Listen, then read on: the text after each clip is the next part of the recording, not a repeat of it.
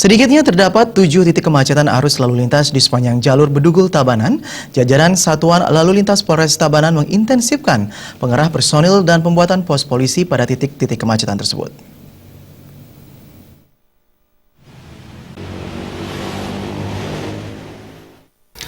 Kasat Lantas Polres Tabanan AKP Iwayan Sudita mengatakan kemacetan memang kerap terjadi di sepanjang jalur Bedugul, baik dari arah Singaraja menuju Denpasar maupun sebaliknya.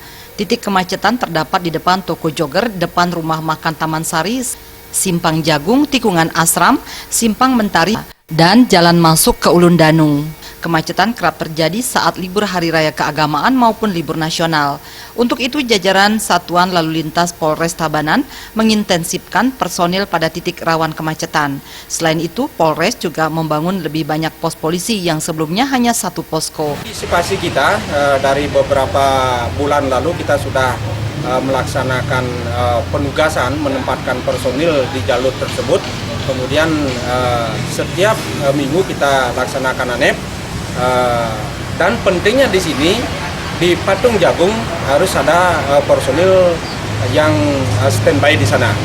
Dengan adanya personil yang harus standby di simpang kebun raya tersebut, kita di sana berupaya akan mendirikan pos polisi karena hanya satu yang ada pos polisi jalur Bedugul adalah di simpang Bedugul.